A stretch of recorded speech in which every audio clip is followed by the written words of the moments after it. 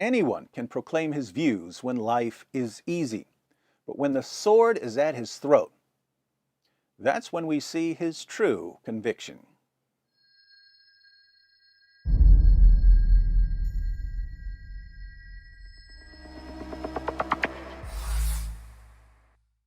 Paul and Muhammad were both persecuted. Paul was persecuted for preaching the gospel. Muslims think that Muhammad was persecuted for preaching Islam, but that's not what their sources say.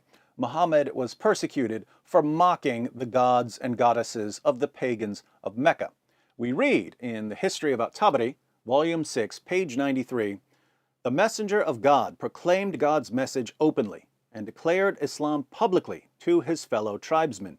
When he did so, they did not withdraw from him or reject him in any way, as far as I have heard, until he spoke of their gods and denounced them. When he did this, they took exception to it and united in opposition and hostility to him, except for those of them whom God had protected from error by means of Islam."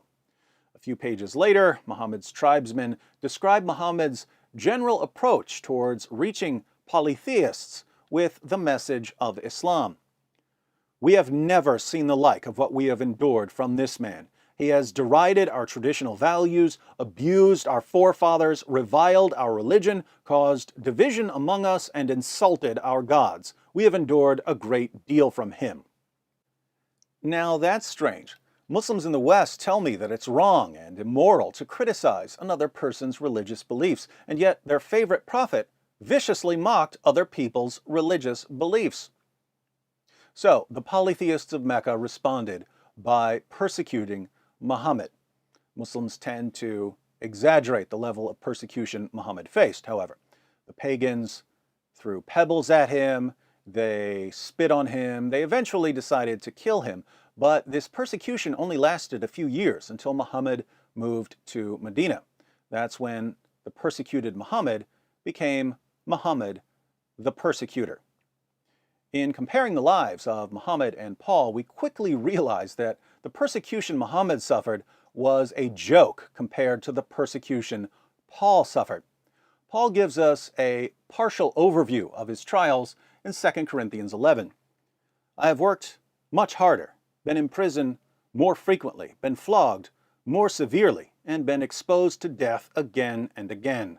5 times I received from the Jews the 40 lashes minus 1. 3 times I was beaten with rods. Once I was pelted with stones. 3 times I was shipwrecked. I spent a night and a day in the open sea. I have been constantly on the move. I have been in danger from rivers, in danger from bandits, in danger from my fellow Jews, in danger from Gentiles, in danger in the city, in danger in the country, in danger at sea, and in danger from false believers. I have labored and toiled and have often gone without sleep. I have known hunger and thirst and have often gone without food. I have been cold and naked." Paul wrote these words in the mid-50s AD. He still had years of beatings and imprisonments ahead of him, so by the end of his life, most of his body would have been covered in scar tissue. The reason this is important is that the more you're persecuted, the more you'll be inclined to stop and think, was that really a revelation from God that I received? I need to be sure because it's costing me a lot. We know that Paul had complete confidence in his revelations because he endured outright torture over and over and over again. Muhammad was persecuted, but given the endless supply of wives and sex slaves and money and special moral privileges that only applied to him, we'll just never know how long he would have endured if he had faced anything remotely resembling what Paul faced. On a side note, I'm always amazed at the Muslim reaction to the persecution of Muhammad in Mecca. Muslims look to this period and complain about the intolerant pagans. How could they persecute our beloved prophet? Why were they so bigoted and Islamophobic? But let's be consistent for just a moment. Muhammad preached openly against the religious beliefs of the people of Mecca for about 10 years, and he survived.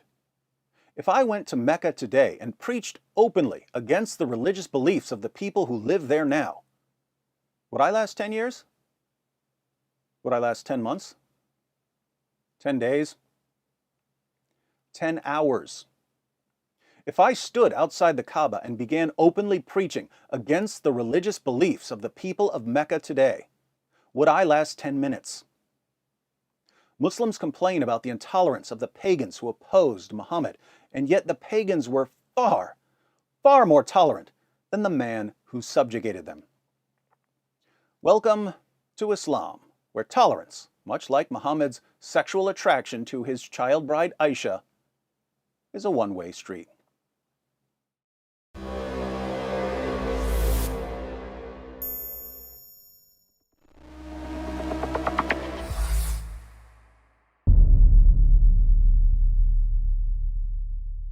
Hi everyone, thanks for watching. In case you stumbled upon this video while browsing or searching, I wanted to let you know that it's part of a series comparing Paul and Muhammad. So if you'd like to see the full series, be sure to click on the playlist. If you're already in the playlist, you're about to see that Muhammad was spiritually disturbed. Paul wasn't.